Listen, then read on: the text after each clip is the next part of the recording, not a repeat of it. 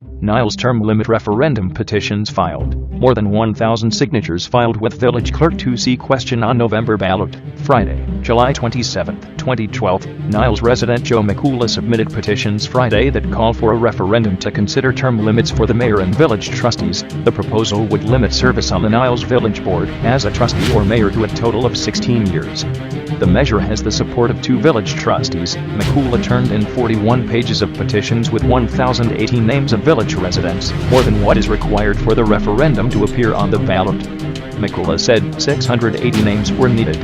The journal is working with officials in the Cook County Clerk's office to confirm that the Niles Election Commission, that is made up of Mayor Robert Calero and longest-serving trustee Luella Preston, will next examine the petitions.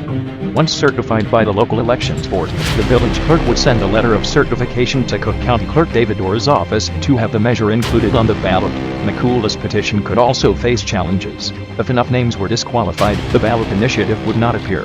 While filing petitions, McCullough asked village clerk Marlene Victorine to ask Preston and Calero to recuse themselves, as by 2013, both are at or have already exceeded the proposed 16-year limit. Victorine said McCullough should make that request in writing.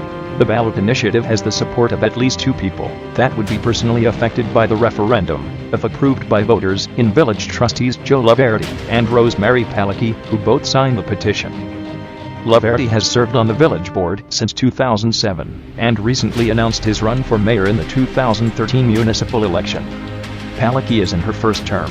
Laverty said he is a fan of term limits because it allows others to get involved. When there's no limits, there's no race, and people incumbents might get complacent. He said he likes the proposed 16 years because unlike some communities, such as Des Plaines, it gives enough time to learn the job, serve as both trustee and mayor, and even as mayor gives enough time to execute a vision and see it through while not serving so long that problems develop.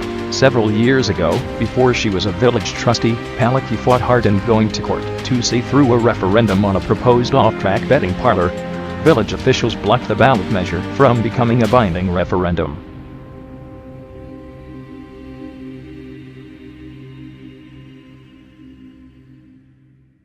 The off-track betting parlor later opened as Lucky McGee's next to Golf Mill Shopping Center. Given that history, McCullough was hopeful about this referendum, saying, "That was the old Niles. I think we live in the new Niles." Part of the shadow of old Niles looming over this referendum question is the legacy of former Niles Mayor Nicholas Blaze, who ran the village as mayor from 1961 to 2008, before pleading to federal government corruption charges and serving 10 months in federal prison. A recent journal investigation discovered Blaze ordered close to $500,000 in bonuses paid to retiring and former village employees, in the form of cash, cars either given away or sold at deep discounts, and years of free health insurance premiums given after those employees left the village's employ with no record of village board approvals. Earlier this month, village attorney Joe Annunzio and Niles Ethics Board attorney Mike Siegel brought that documentation to the United States Attorney's Office. Blaze's convictions were related to an insurance kickback scheme, not to bonuses paid without proper authorization.